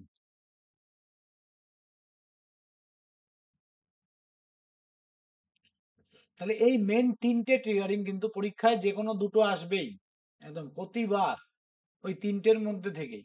ঠিক আছে, দুটো একটা প্রতিবার আসে। তোমাকে লিখতে বলবে উইথ পিকচার, ঠিক আছে?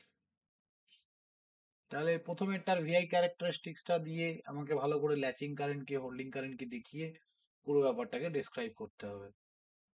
নেক্সট আমরা আসবো থাইরিস্টরের প্রোটেকশন। থাইরিস্টর কি করে প্রোটেক্ট করব?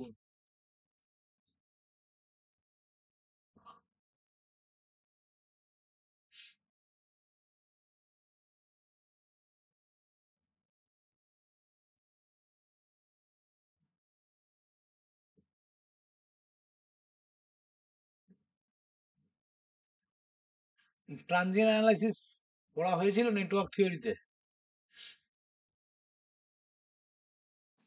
হ্যাঁ স্যার, হয়েছিল। মনে আছে কি ঘটনাটা ঘটে বা কি হয় বা ট্রানজিয়েন্ট জিনিসটা কি? কোনো আইডিয়া? সুইচ বিফোর অন আর আফটার অন এর কন্ডিশনটা। হ্যাঁ, বিফোর অন আফটার অন, একদম।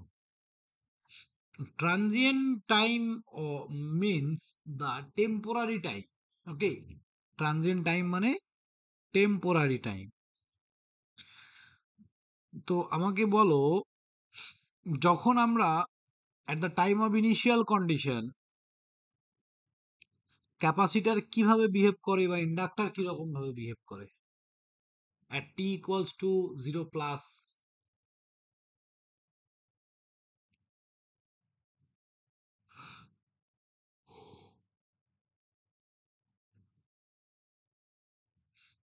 দেখো, পড়ে ভুলে গেলে আলটিমেট জিনিস পড়ে লাভটা কি বলো? পড়ে ভুলে গেলে তো হবে না, কাজ আছে সব জিনিসের। এমনি পড়ানো হচ্ছে না যে স্যার খালি পাস করার জন্য পড়লাম, কোনো লাভ নেই। চলো দেখো,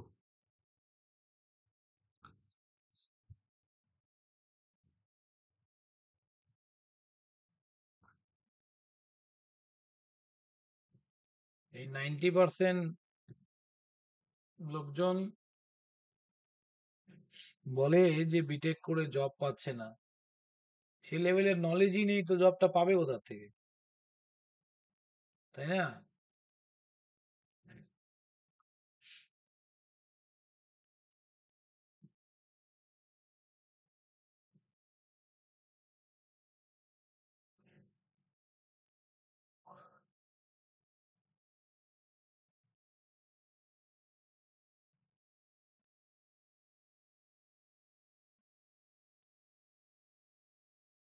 শুধু পাস করে কোনো লাভ নেই, বেকার, West of time. RS CS, এখানে আমাদের একটা থাইরিস্টার আছে। তোমরা আমাকে একটা কথা বলো তো,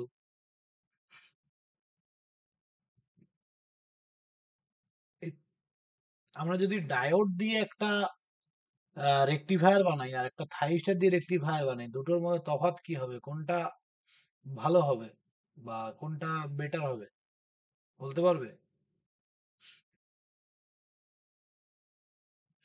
দেখো, থাইরিস্টার হচ্ছে আনকন্ট্রোল রেকটিফায়ার, সরি, ডায়োড হচ্ছে আনকন্ট্রোল রেকটিফায়ার। কেমন স্যার? সাপোজ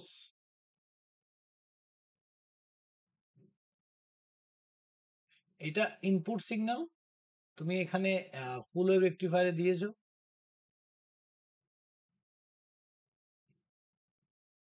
তুমি আউটপুটে কিভাবে এরকম ফুল ওয়েভ রেকটিফায়ারে আউটপুটটা পাচ্ছ, এটা ইউজিং ডায়োড। এইটাই যদি তুমি থাইরিস্টার দিয়ে করতে না, এই গেট পালসের জন্য তুমি তো যেই জায়গাটায় গেট পালস দেবে সেই জায়গাটায় ইচ্ছা মতো টার্ন অন করতে পারো, তাই তো? থাইরিস্টারকে তুমি যেইখানে গেট পালস দেবে সেখানেই অন হবে, হ্যাঁ কি না? এই যে এতটা টাইম আছে তোমার কাছে, এইখানে অন করতে পারো, এখানে এখানে যেখানে ইচ্ছা তুমি অন করতে পারো, তাহলে পুরোটাই তুমি গেট দিয়ে কন্ট্রোল করতে পারো। তার মানে টার্ন অন যে প্রসেস, টার্ন অন করার যে টাইমটা, সেটা তোমার হাতেই আছে। তার মানে থাইরিস্টারের যে আউটপুট ভোল্টেজের যে গ্রাফটা, সেটা তুমি নিজে কন্ট্রোল করতে পারো। That's why thyristor control rectifier is called control rectifier.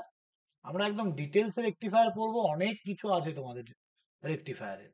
এবং ডায়োডের কন্ট্রোল রেকটিফায়ার হচ্ছে আনকন্ট্রোল রেকটিফায়ার, যার আউটপুট ওয়েভফর্মটাকে কন্ট্রোল করা যায় না। কি বোঝা গেল দুটোর মধ্যে মেন তফাৎটা কি অ্যাকচুয়ালি, বা আমরা কেন থাইরিস্টার পড়ছি? এই থাইরিস্টারের প্রচুর কাজ। আমরা বেসিক্স অফ থাইরিস্টার পড়ছি, নেক্সট ডে থেকে আমরা অ্যাপ্লিকেশন অফ থাইরিস্টার পড়বো, যে কোথায় কোথায় লাগে, কি কি করি আমরা কিভাবে সাইক্লো কনভার্টার বানাচ্ছি। সাইক্লো কনভার্টার কি করে? ফ্রিকোয়েন্সি মডুলেশন করে।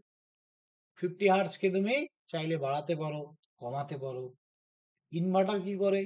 ডিসি টু এসি কনভার্ট করে। রেকটিফায়ার কি করে? AC two DC. চপার কি করে? DC two DC. সব জায়গায় আমাদের থাইরিস্টার লাগবে। তুমি যতগুলো এই অ্যাপ্লায়েন্সের নাম বললাম আমি, সব জায়গায় আমাদের কি লাগবে? থাইরিস্টার লাগবে। সো দ্যাটস ওয়াই আমরা থাইরিস্টার পড়ছি। ওকে, চলো এবার এই থাইরিস্টারটাকে কি করে প্রোটেক্ট করব। ঠিক আছে, এখানে সুইচটা বন্ধ করলে হট করে কোনো কারণে হাই ভোল্টেজ হয়ে গেল। হাই ভোল্টেজে কি হয়? এই capacitor behaves like a short circuit. Instant change of ভোল্টেজকে অ্যালাউ করে ট্রানজিস্টর। আমরা ট্রানজিয়েন্ট পিরিয়ডে পড়েছিলাম, বা ট্রানজিয়েন্ট যখন পড়েছিলাম, হট করে what is capacitor? Capacitor is a substance which store the charge in the form of electric field. Electric field এর আকারে চার্জ স্টোর করে। and what is the property of capacitor? Capacitor এর property কি? Capacitor opposes the instant change of voltage, আর inductor কি করে? opposes the instant change of current. তাহলে inductor কারেন্টের পরিবর্তনকে বাধা দেয়, হট করে কারেন্ট চেঞ্জ হবে এটাকে বাধা দেয়। ক্যাপাসিটর হট করে ভোল্টেজ চেঞ্জ হবে এটাকে বাধা দেয়। তাহলে ধরো নর্মাল কন্ডিশনে ভোল্টেজ ঠিকঠাক আছে, নর্মাল কারেন্ট ফ্লো হচ্ছে, কোনো অসুবিধা নেই। ফট করে ভোল্টেজ অনেক বেশি বেড়ে গেল বা হাই হয়ে গেল, ক্যাপাসিটর শর্ট সার্কিটের মতো বিহেভ করে। তাহলে যদি এটা শর্ট সার্কিট হয়, কারেন্ট এইখানে এসে কোন দিকে যাবে? এর মধ্যে দিয়ে যাবে না এদিক দিয়ে ফ্লো করবে? Tell me. Short circuit path দিয়ে। শর্ট সার্কিট পাথ দিয়ে। তাহলে যখনই এখানে হাই ভোল্টেজ হবে, এখানে শর্ট সার্কিট পাথ দিয়ে আমাদের কারেন্ট ফ্লো করবে। এবার তাহলে কি আমাদের এটা বেঁচে গেল থাইরিস্টার। আমরা থাইরিস্টার প্রোটেকশন পড়ছি, লোড প্রোটেকশন পড়ছি না। তো আপাতত থাইরিস্টারেই কনসেন্ট্রেট করবে। তাহলে যখনই বেড়ে গেল, এবার এইখানে আমাদের শর্ট সার্কিট পাথ ক্রিয়েট হলো। এবার এইখান থেকে এইভাবে ফ্লো হয়ে গেল কারেন্ট। এবার এই কারেন্টটা এদিক দিয়ে লোডে চলে গেল। তাহলে কোনোভাবেও আমার থাইরিস্টার কিছু হলো না। এবার এই যে ট্রানজিয়েন্ট টাইম, মনে রাখবে ট্রানজিয়েন্ট টাইমে ক্যাপাসিটর অ্যাকচুয়ালি শর্ট সার্কিটের মতো বিহেভ করে ঠিকই। At this time the capacitor কি করে? চার্জ অ্যাকোয়ার করে, চার্জ স্টোর হয় ওর মধ্যে। ও তো আর ম্যাজিক নয়, ও কি করবে ভাই? কারেন্ট যখন যাচ্ছে ওর মধ্যে স্টোর হবে চার্জ। এবার যখনই চার্জ স্টোর হবে আফটার সাম টাইম, যখন এটা ফুল চার্জ হয়ে গেছে, তখন কি হবে? বা নর্মাল কন্ডিশনে চলে এসছে, দেখো এই ট্রানজিয়েন্ট বা শর্ট সার্কিট ভোল্টেজ বা মানে ইনস্ট্যান্ট চেঞ্জ অফ ভোল্টেজ, এটা অনেকক্ষণ থাকে না, এক ফ্র্যাকশন অফ সেকেন্ডের জন্য হট করে হলো, এটা চার্জ হলো আবার নর্মাল কন্ডিশনে। এবার নর্মাল কন্ডিশনে তো কারেন্ট ফ্লো করছে এদিক দিয়ে। এবার ক্যাপাসিটর যে চার্জ হয়েছে এও তো ডিসচার্জ হবে। তাহলে ক্যাপাসিটর যে রাস্তায় চার্জ হয় সেই রাস্তায় কোনোদিনও ডিসচার্জ হয় না, তার উল্টো দিকে ডিসচার্জ হতে শুরু করে। তাহলে ক্যাপাসিটর যদি এই দিকে চার্জ হয়, তার ঠিক উল্টো দিকে ডিসচার্জ হয়। তাহলে যখনই হাই ভোল্টেজ হলো, এই চার্জ হলো, এবার ডিসচার্জ হওয়ার সময় উল্টো দিকে। তাহলে উল্টো দিকে ডিসচার্জ হয়ে কারেন্টটা আবার এই রাস্তা দিয়ে আবার এখানেই ঢুকবে। তাহলে নর্মাল কন্ডিশনের ভোল্টেজের কারেন্ট, ক্যাপাসিটর ডিসচার্জিং কারেন্ট, তাহলে দুটো মিলে অনেক বেশি কারেন্ট যদি থাইরিস্টারে যায়, আবার থাইরিস্টারের কি নষ্ট হয়ে যাওয়ার চান্সেস থাকে, তাই তো নাকি বলো?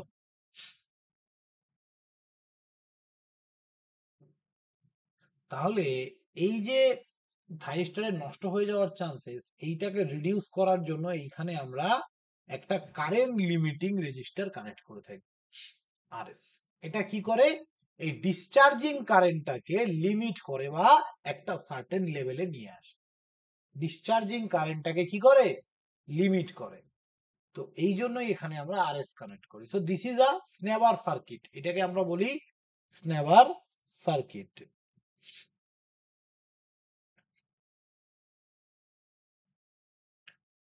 ওকে, এইবার এই জায়গাটায় তোমরা দেখবে ছবিতে, এই জায়গাটায় ইন্ডাক্টর কানেক্ট থাকে। কেন? যাতে লোডের কোনো ড্যামেজ না হয়। তাহলে এইখান থেকে যখন এটা শর্ট ভোল্টেজ হাই হলো, এটা শর্ট সার্কিট হলো, তাহলে এইখান থেকে হট করে কারেন্টটা বেরিয়ে এদিক দিয়ে লোডে আসলো। যখন লোডে ঢুকছে অ্যাট দ্যাট টাইম লোড তো ড্যামেজ হয়ে যেতে পারে, তাহলে এখানে ইন্ডাক্টর কি করে, ইনস্ট্যান্ট চেঞ্জ অফ ভোল্টেজকে মানে ইনস্ট্যান্ট চেঞ্জ অফ কারেন্টকে অপোজ করে।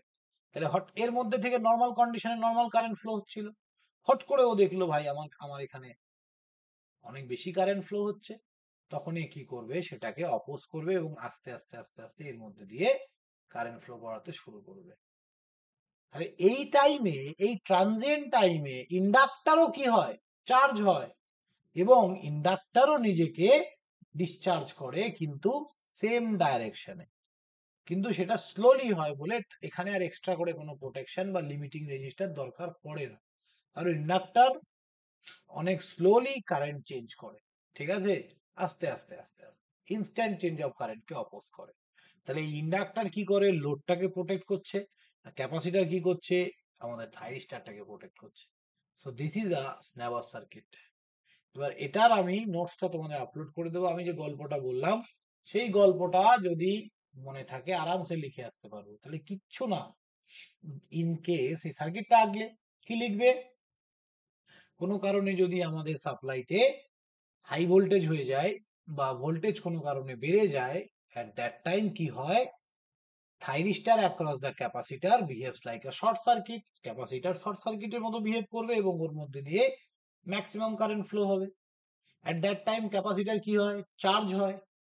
আফটার সাম টাইম এই ক্যাপাসিটর ডিসচার্জ হিজ ভ্যালু, নিজেকে ডিসচার্জ করবে। কোন দিক দিয়ে ডিসচার্জ করবে, এই ওয়েতেই নিজেকে ডিসচার্জ করবে। এবার ডিসচার্জ করার সময় যাতে এই কারেন্টের ভ্যালুটা, ডিসচার্জিং কারেন্টের ভ্যালুটা কম হয়, তার জন্য এখানে কারেন্ট লিমিটিং একটা রেজিস্টার কানেক্ট করা থাকে, এর অ্যাক্রসে ভোল্টেজ ড্রপ হয়ে যায় অনেকটাই। এবার লোডের মধ্যে দিয়ে যখন আমাদের ইনিশিয়ালি যখন এখানে শর্ট সার্কিট কারেন্ট ফ্লো করছিল, তখন এই লোডের মানে লোডের সঙ্গে সিরিজে ইন্ডাক্টর লাগানো ছিল, এবং ইন্ডাক্টর কি করছে, ইনস্ট্যান্ট চেঞ্জ অফ কারেন্টকে অপোজ করছে বলে লোডেরও কোনো ক্ষতি হয়নি। বাস এটাই স্ন্যাবার সার্কিট। ওকে, সো এইটুকু ভালো করে পড়ে এসো, দেখে এসো, নেক্সট ক্লাসে আমরা বাকিগুলো ডিসকাস করব। পাওয়ার ইলেকট্রনিক্স নটস আ ইজি সাবজেক্ট, একটু ভালো করে পড়তে হবে, হ্যাঁ, আর বই পারলে সবাই কিনে নেবে, বইটা কিন্তু দরকার। স্যার, ক্যাপাসিটরটা কিভাবে শর্ট সার্কিটের মতো কাজ করছে ওটা বুঝতে পারছি না। ট্রানজিয়েন্ট পড়তে হবে তো, ট্রানজিয়েন্ট সার্কিট বা ট্রানজিস্টর একদিনে বোঝার মতো জিনিস নয় এগুলো, ঠিক আছে। নেটওয়ার্ক থিওরির আমার মোটামুটি শুধু এই ক্যাপাসিটরের উপরে 2.5 ঘন্টার লেকচার আছে, 2.5 ঘন্টা, ঠিক আছে, ট্রানজিয়েন্ট পিরিয়ডের উপরে, ওগুলো পড়তে হবে বা দেখতে হবে। কিন্তু এখন তোমাদের তো নেটওয়ার্ক নেই, ওই কন্টেন্ট গুলো পাবে না তো তোমরা, কিছু করার নেই। যদি কোথাও পাও ট্রানজিয়েন্ট সার্কিট যদি পাও, দেখবে ইউটিউবে কন্টেন্ট। ওকে, চলো রাখছি গো, বাই। স্যার স্যার বলো বলো বলো বলো, তোমার কথাটা কেটে গেল,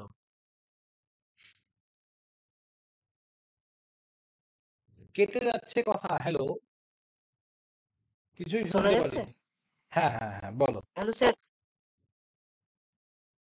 তুমি বলছো, বলছি এটা স্যার। মানে ইন্ডাক্টরটা যদি আমি লোডের আগে না লাগিয়ে আমি থাইরিস্টারে আগে দিতাম, তাহলে তো আমার পুরো কারেন্টটা প্রথমেই লিমিট হয়ে যেত। তাহলে আমি ওটা কেন করছি? এইখানে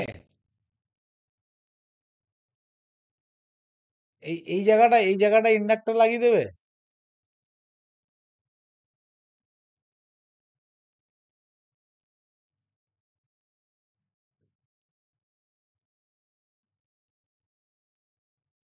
বলো, এই জায়গাটা ইন্ডাক্টর লাগিয়ে দেবে।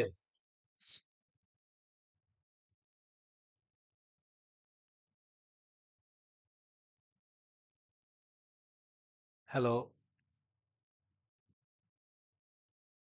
হ্যাঁ স্যার, আমি থাইরিস্টারের আগে বলছি, মানে থাইরিস্টারেরই আগে, যেখানে আমি ওই প্যারালালি একটা ক্যাপাসিটর একটা রেজিস্ট্যান্স লাগাচ্ছি না, তার আগে। হ্যাঁ, হ্যাঁ, ওই জায়গাটায়, ওই জায়গায়।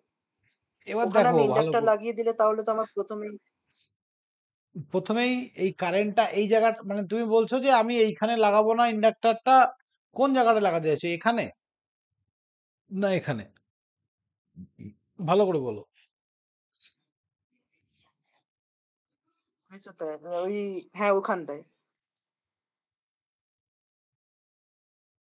এইখানে যদি লাগাও, এইখানে ইনকেস যদি হট করে কারেন্ট ফ্লো বেড়ে যায় তাহলে এইখান থেকে এটা লিমিট হয়ে যাবে, তাহলে আর লোডের কোনো অসুবিধা হবে না, তাই বলতে চাইছো তো? হ্যাঁ স্যার। দেখো ভালো করে বোঝো, শুধু যে সবসময় ভোল্টেজই বাড়ে এরকম কোনো ব্যাপার নেই, ঠিক আছে? হাই কারেন্টও ফ্লো হয়। তাহলে ইনস্ট্যান্ট চেঞ্জ অফ ভোল্টেজ যখন হয়, যখন ভোল্টেজের চেঞ্জ হয় তখন ক্যাপাসিটর শর্ট সার্কিটের মতো বিহেভ করে, এবং সেই ভোল্টেজ যখন অনেক বেশি হয় তার জন্য কারেন্ট ফ্লো বেড়ে গেলে সেটা এইভাবে কারেন্টটা ফ্লো করে। এবার ব্যাপারটা বোঝো, আমাদের যদি ইনস্ট্যান্ট চেঞ্জ অফ ভোল্টেজের সময় যদি ক্যাপাসিটর না থাকে, তাহলে এই ইনস্ট্যান্ট চেঞ্জ অফ ভোল্টেজটাকে কে অপোজ করবে?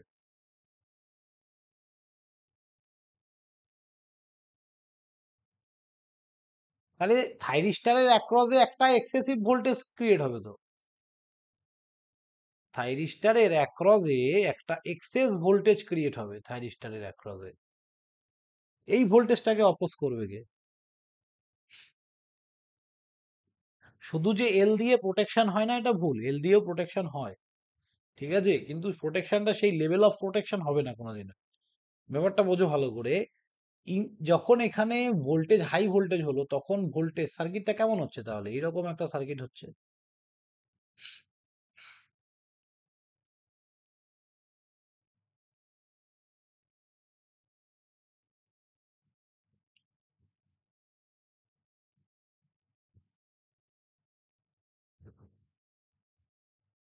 আলটিমেট সবাই তো সিরিজে কানেক্টেড আছে, তাই তো?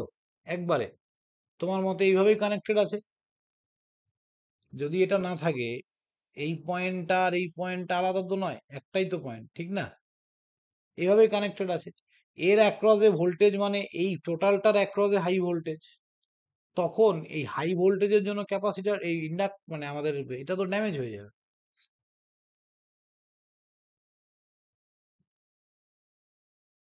বুঝলে?